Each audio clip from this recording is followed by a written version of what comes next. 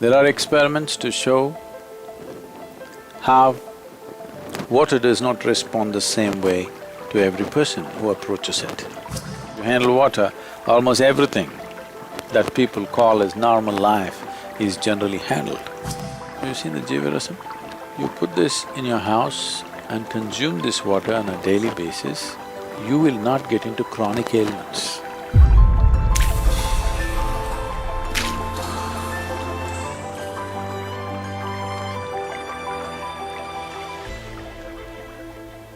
Water, jala or neer, rachamanyam, as it's known in Sanskrit language. In many ways, water is fundamental or among the most important ingredient of physical aspect of the life-making process. Today, a lot is being said in scientific terms about how water is fundamentally life-making, not just as an ingredient, not just as one more ingredient, but as an active participant in the making of life. This is something always many cultures in the world have been aware of, but we have an issue that unless it comes from a laboratory, it cannot be really true, though it's the most obvious truth that anybody who's paid a little bit of attention to life would notice that there is a certain aspect or a certain dimension of participatory role for water in everything that's life. In the last decade or a little more than that, much is being said in modern scientific language as to how water has both memory and intelligence of its own. It is not just reacting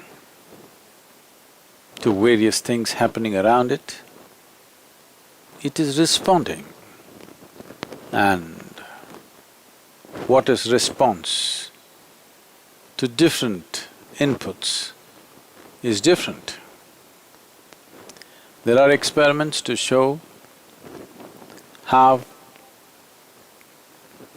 water does not respond the same way to every person who approaches it. So if the water does not respond well to you, you're a done case. Over 72% of your very physical body is water. If the water doesn't behave well with you, you're done. Your physical life is going to be a horror story in so many ways. You can be vaccinated for every disease there is and there isn't, but your physical life is going to be a horror story because water does not respond well to you. Why wouldn't water respond well to you?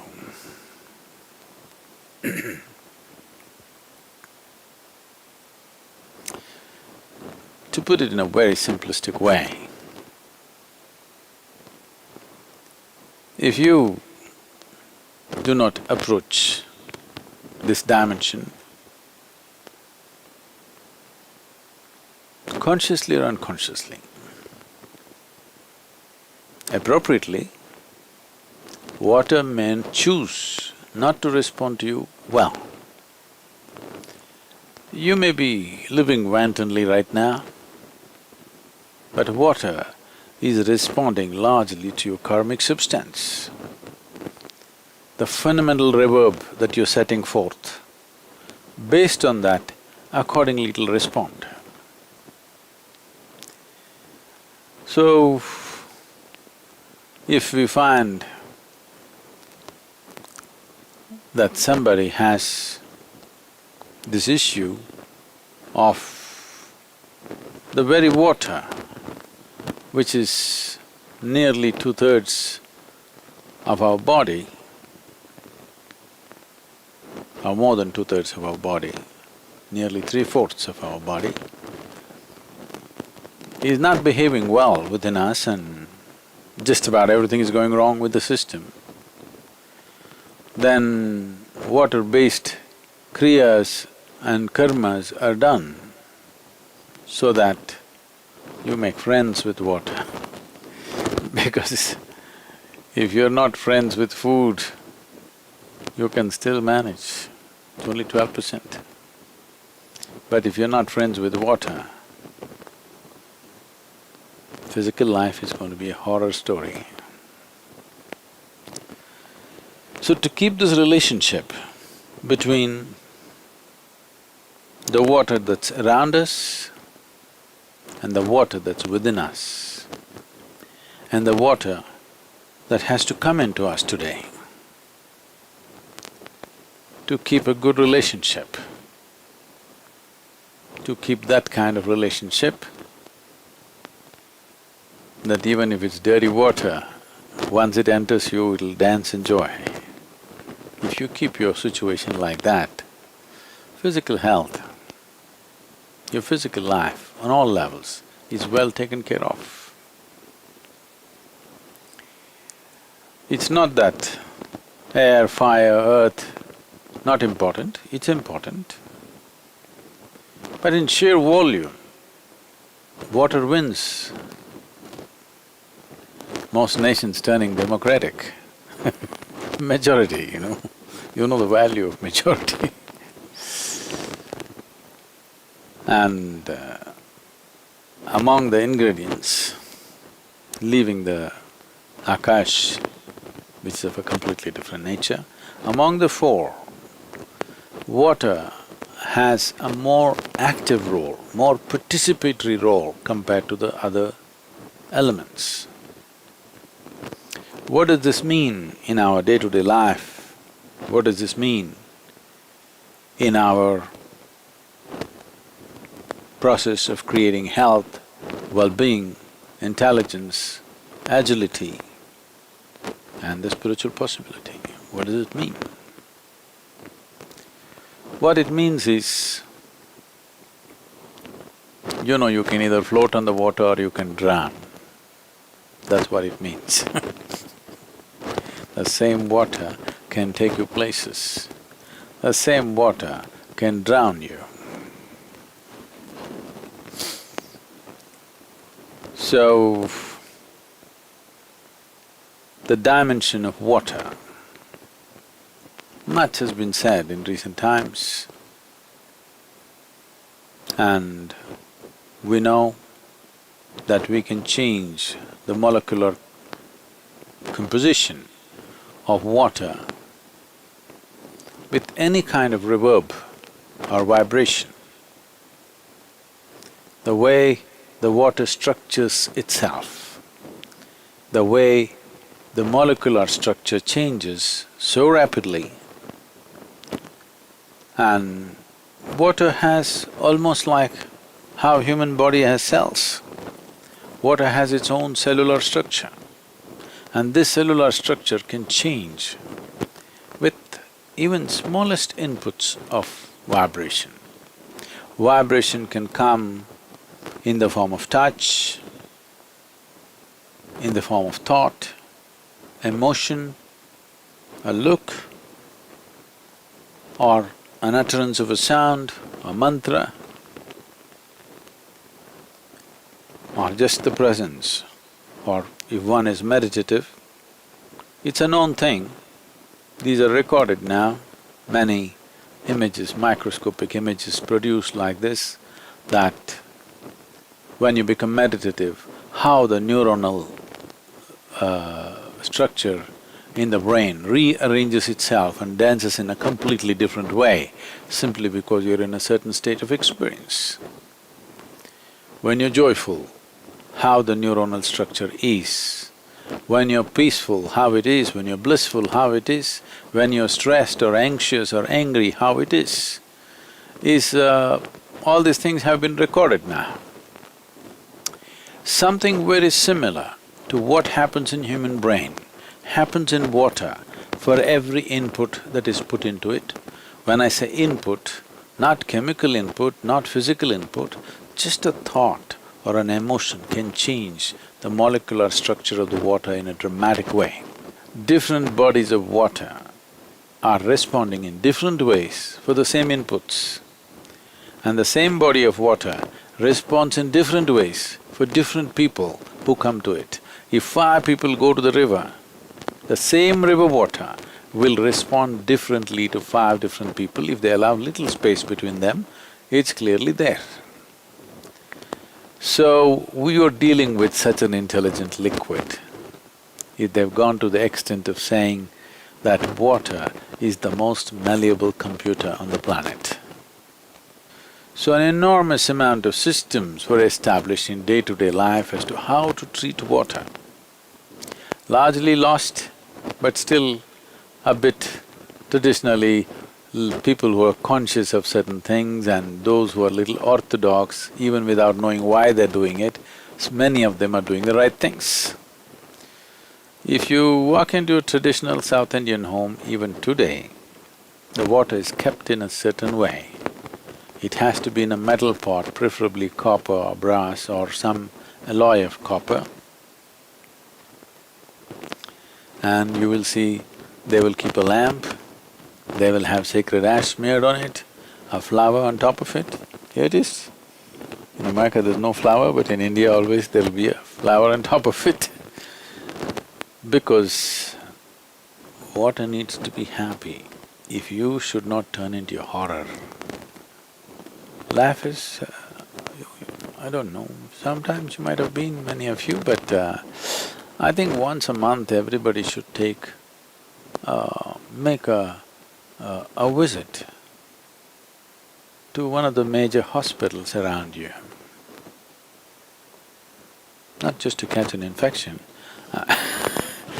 just to see how much of a horror life can become, you know. Life can become real horror if certain things don't function properly within this.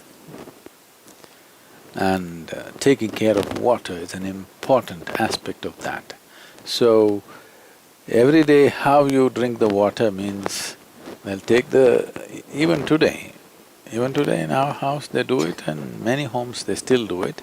Of course, many people have shifted to plastic bottles and plastic purifier machines.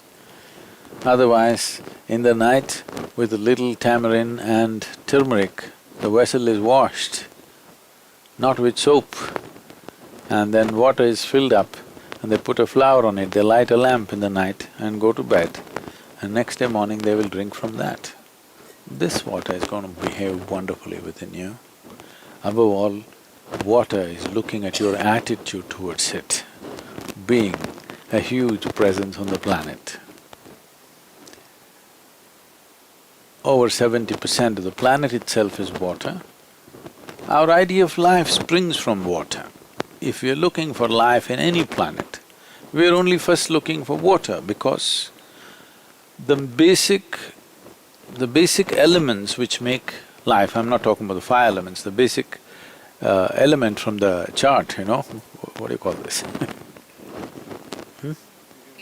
From the periodic chart if you take, it's only a matter of 6 to 8 elements which are playing a major role in the life-making process.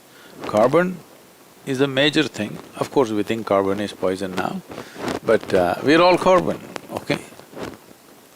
Everything that's life is largely carbon.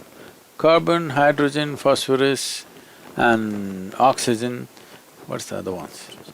Nitrogen a little bit. No, not really oxygen. Just these things and maybe one or two more. These are the things which in play with water generate life. So all the life-making material, fundamental physical life that happens on this planet are actively engaged with water, otherwise they cannot by themselves do anything. Experiments have been conducted where these elements, water, a little bit of electricity, life begins to happen in a complete vacuum state. Rudimentary life will start taking shape right there in a vacuum state simply because these ingredients and water and little bit of electrical charge, life begins to happen. Well, it's come a long way with its evolution and everything, but the fundamental composition of life in terms of being almost 3/4 of it being water has not changed. This is true with every life, not just with human life. So the phenomena of water on the planet is indescribably big and complex. It's behaving in so many different ways and accordingly it affects life, makes life or breaks life. So, this play of water in our lives is big. Conducting water in the right manner means largely you handle your physical life well, largely. The rest of it, very simple, if water is good, earth will be good. Taking charge of air is very simple. So if you just learn a few things, you can take charge of the air as to how it should behave. Mastering fire is a different nature, but it's 4%. With 96% you can manage life. Because you're not… most people are not aspiring to take their life, to tweak it to the highest pitch. They're okay if they don't get into trouble. For that, you don't need 96%. You can easily manage with 60%. You can do pretty good. You can be successful, you can earn a living, you can produce 2 children and send them to the university. All this you can do with 50–60%. The problem only arises when you want to be like a racing machine. You want to be on the edge between physical and non-physical, then you need to gather all your 100%. Otherwise, it doesn't really matter. So I'm saying if you handle water, almost everything that people call as normal life is generally handled. The agility of the body, the agility of your intelligence largely depends on water. As you know, water is the only substance found on this planet which is found in all the 3 states naturally. Solid, liquid and gaseous or vaporous state. But a certain arrangement of its molecules, which is these days being referred as structured water, is almost being recognized as the 4th state of water because the cellular structure or the molecular structure within the water are arranged in a crystalline form. Because of this, a structured water is being referred to today as the 4th state of water. There are various ways to do this. One aspect of it is implosion. I don't know if you've ever done this, but you could do this. Our waterfall is not high enough, it doesn't have the volume. I'm sure if you try the Niagara, it will be so, but don't try it there. Some other waterfall which is at least a minimum 20–25 feet and there's substantial volume falling. You go feel the water up there before it falls, how it feels, drink it, feel it. Then come down immediately after the waterfall, just take the water and feel it. You will see the water is silky, it's almost like, it's like silk threads, you feel like that. If you pull it out, it's almost coming like that in your experience, not that water has become thread, but it feels like that. Because of the sheer force, a certain natural amount of implosion is happening. Because of this, the molecular structure is rearranging itself in such a way that it becomes far more conducive for life. Today, they have created implosion machines. Some inventor in UK has patented this, and this is being used in agriculture now. If you implode the water, just by a certain way of churning it, creating a centrifugal force which turns inward rather than going outward. You must understand all energy on the planet is released. Today, all modern technology happens because of explosion. When I say explosion, don't just think of a big bomb exploding. If you start the car, what's happening in the engine is explosions. Continuously, something is exploding. So almost everything that we do in the name of technology, all machines that we built are releasing energy by explosion. Wherever there is explosion, there is a tremendous waste of energy because once it explodes, you cannot control. See, right now, you run your car, then you go and touch the bonnet, you don't get to touch the engine. If you touch it, your hands will burn out. If you just touch the bonnet or even go near it, it's so hot. All this energy is just going out. Only a part of the energy you can trap it and convert it into kinetic energy, rest of it is all dissipating into the air in the form of heat. Thermal energy is going waste. Every machine that you run on this planet is generating heat, not because we need it, simply because we don't know how to make use of it. So that is happening with everything that we do. Implosion is a different way of generating energy. You can say, yoga is implosive, cool but hot. You know, very cool but burning inside. Because it's an implosion, it's not an explosive process. Because it's an implosion, enlightenment is an implosive process. It's very wonderful to see that today modern science is beginning to recognize the significance of implosion and what it can do. If implosion becomes the way of doing things, running machines on this planet, there'll be no global warming, you can run as many machines as you want because it'll not throw out thermal energy. Because implosion is a different way of making energy. So imploding machines, generating this imploded water, they're saying you can grow the same crops with 10% of the water that you're using right now. But now, you're pumping water through your pipelines from your local waterworks or whatever you call it. They say, if the water is going through, let's say 50 bends, pumped forcefully, and then it drops out of your tap, you take it in your glass, in terms of molecular structure arrangement, 60% of it has turned into poisonous water. But if you hold it in this glass for the next 20 minutes, it will undo itself. If you're drinking, I see in America, people are drinking from a spout like this, straight into their mouth.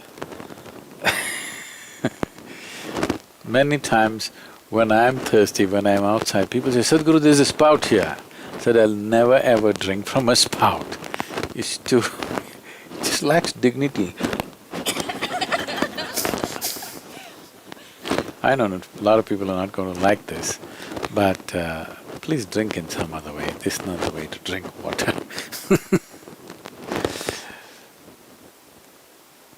In the East, always, the best way to drink water is with your own hands, not even in a tumbler. You must drink with your own hands. If that's not possible, if somebody gives water to you in a metal tumbler, you always hold it with both your hands and drink like this. Have you seen this? When you come to India, you must have seen the village people still do it like that. Of course, city people are They're they're all wearing I Love New York t-shirts, so they're different people. But you will see, if you go into the villages, even today, if you give water, they will always drink like this. Even if you give it in a tumbler, they'll hold the tumbler like this and drink like this, not like this. Because it's important that first, before you drink water, you have to touch it. Allow that much time and then drink it, then it behaves differently. And this may sound like what to say, some mumbo-jumbo story. Well, some people come to senses only after suffering comes. Why some? Most people. This happened once in a South Indian jungle. A lion was really feeling a little, the king of the jungle. So he was just swaggering around like that. He saw a little rabbit, pop, he caught him. "Who is the king of the jungle?" he asked. You know, "You don't know whether you're a snack today?" Said, you, my master, only you, who else can be?" Let him go, okay, magnanimous today. And then a fox was going, pop, he caught the fox. "Who is the king of the jungle?" You know a fox, what he will say. He said all those things with extra attachments. Then he was feeling really full, and with a big swagger he came. There was a big clearing in the forest. He looked up, there was a huge tusker. He was in the mood, not considering sizes. Said, "Who is the king of the jungle?" The tusker, without a word, picked him up in his trunk, twirled him around and smashed him on the ground. His back broke. Then he said, "You could have just told me." The tusker said, "Well, I had to make my point." Life is just like this.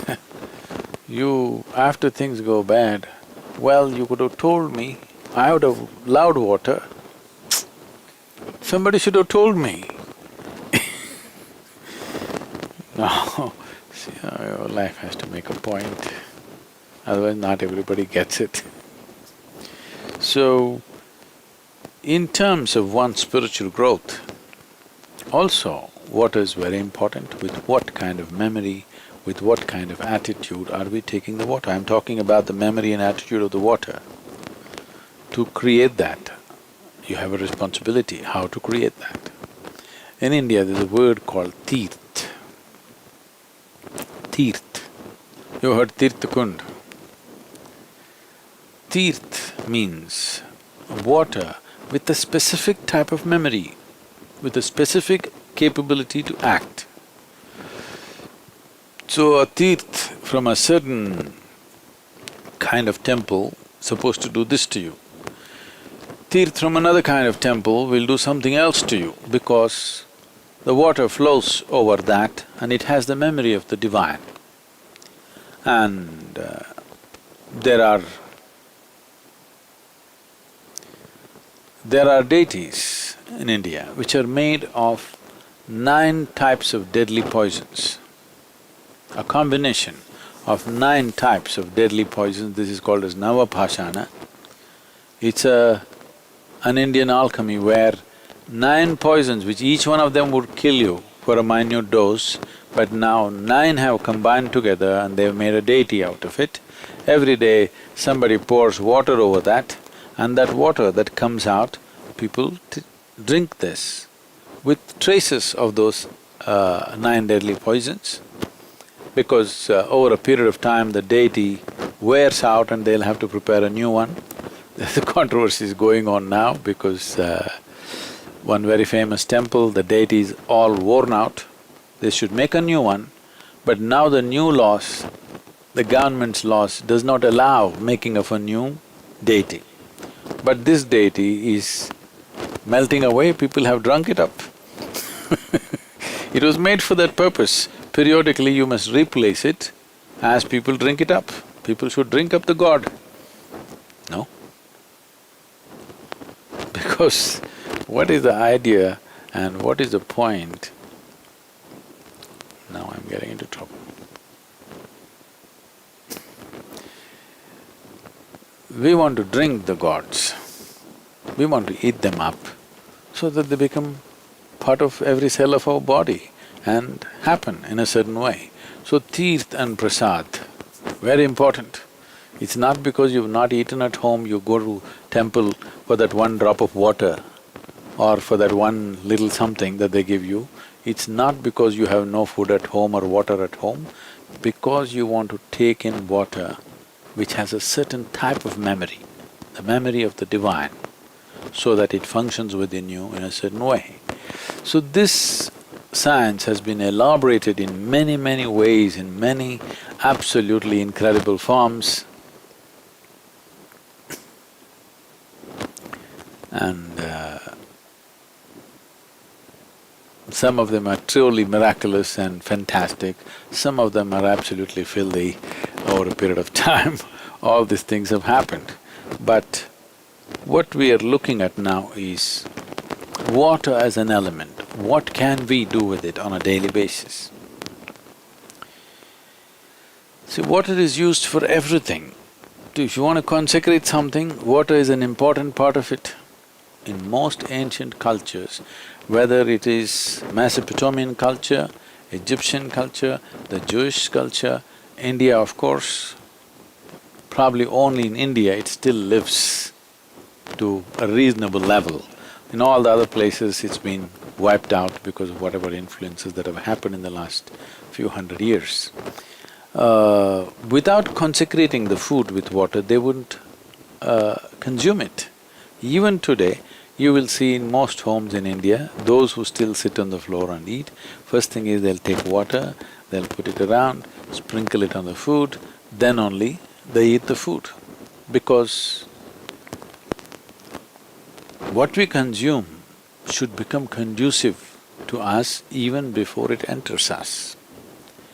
In this, water plays a significant role. How we treat the water, that's how everything else is.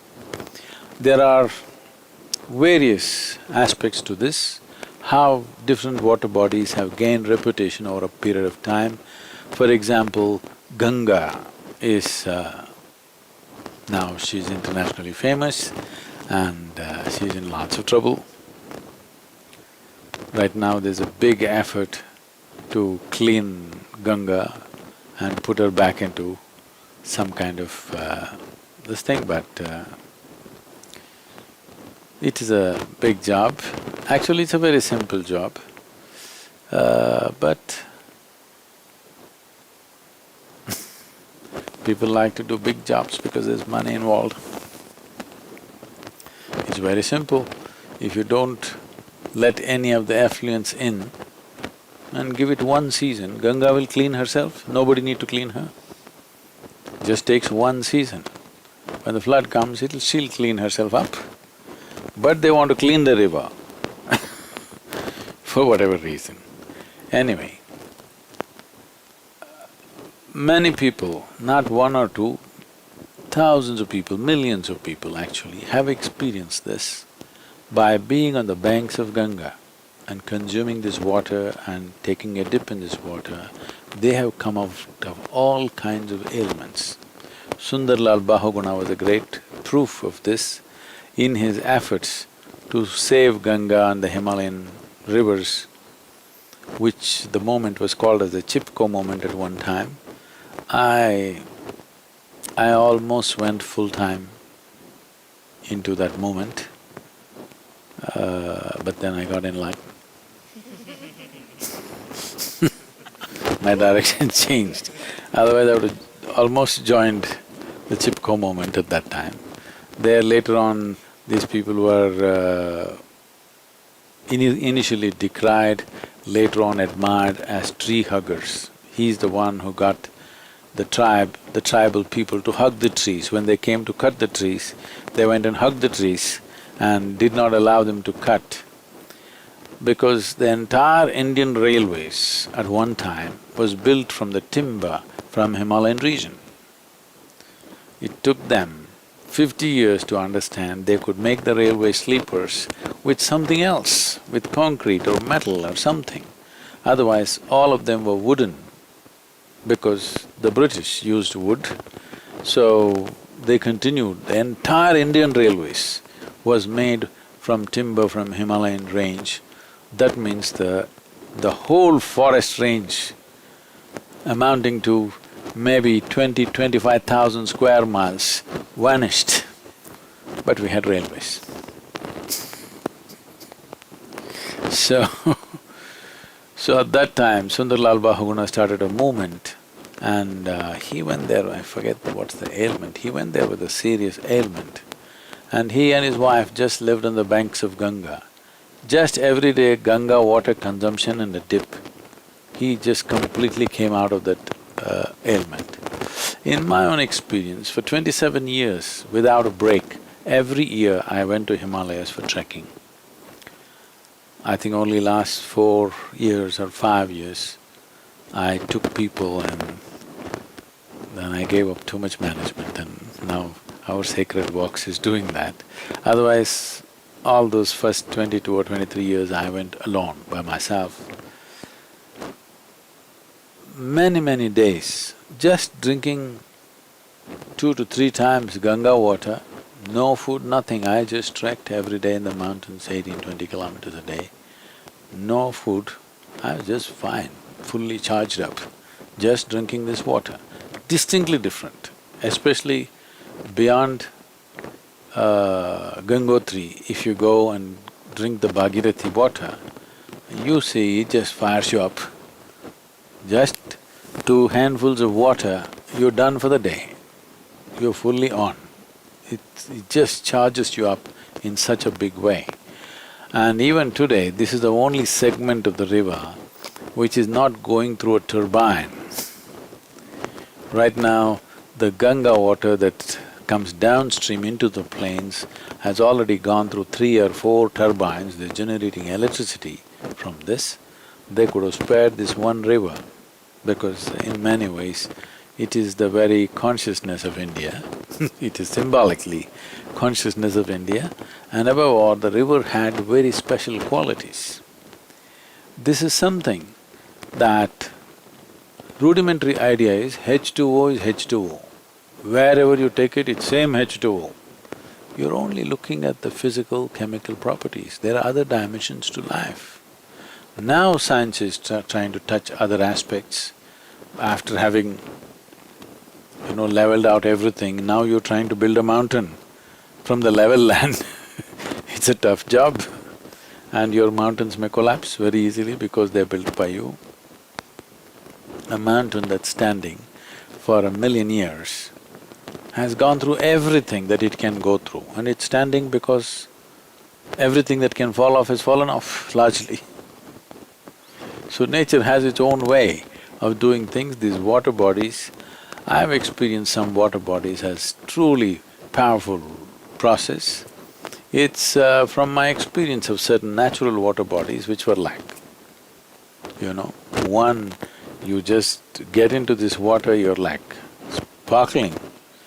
Because of that experience, we decided to set up the Chandrakund and Suryakund in the ashram. I thought people should have some experience of water, what water does to you. And today, I think there are tens and thousands of people who know the well-being of being in charged water, what it means, how water behaves very differently.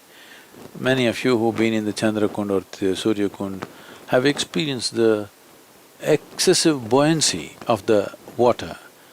You can check the pH factor, it is just normal. It is not like seawater, it's not Dead Sea where you can walk upon it and whatever.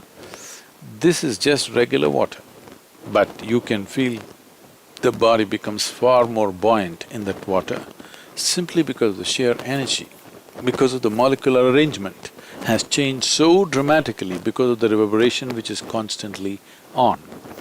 We can create this in our own homes. I'm internationally acceptable way of making a Jivarasam. Have you seen the Jivarasam? So I'm designing and making a Jivarasam which will be internationally acceptable. Right now, what we're making in India is a very powerful Jivarasam, but there is a fetish in the world about certain substances. So we are making another kind of Jivarasam, a copper pot, a Jivarasam, a lamp on top of it. If you can put a flower or a leaf on it, it's fine. You put this in your house and consume this water on a daily basis. Most probably, it's not like a guarantee because there's so many other influences, but largely I would say, you will not get into chronic ailments. You have to catch a bug, that's different. But largely you will be free from body-generating ailments. Your attitude towards the entire thing, not seeing it as a commodity, but seeing it, water is bigger than your mother, yes or no? Hello? You don't like it? Water is bigger than your God, yes or no? If you say no, I'm going to deprive you of water for next 24 hours, in 24 hours' time you'll agree with me. So, I'm saying the fundamental life-making material, if you do not treat it as such, with the necessary value and the necessary reverence towards it, it has its own way of doing things. Maybe you've always been thinking if you do something wrong, a lightning rod will strike you down. Lightning may miss you, but water will get you. Yes, if you don't treat it well, it'll get you anyway. If you do the wrong things, it'll get you anyway. So, drinking water is one thing, we can't control the bathing water. If we could, that would be great. There are ways to do that. We are in the process of making a manual how you should conduct water around you and within you. It's part of the Bhuta Shuddhi. The practices are too complex and sophisticated to be taught to larger public, it'll take a certain effort. Simple practices can be taught. In the 21-day Hatha Yoga, we're teaching the Bhuta Shuddhi practice. Otherwise, there is Panchabhuta Aradhana where you can just experience some well-being through a ritual that happens. But understanding a few simple facts as to how you should deal with it, what's around you and what's within you. These two dimensions of water, you have relationship with not just this, what is around you also you have a relationship with this. And we can change the way the water bodies around you behave with you simply by doing certain things with yourself and sometimes with the water body itself. We want this to become common knowledge as it used to be at one time. If you've not made yourself sensitive enough to know, at least you must have information. It's not the same thing.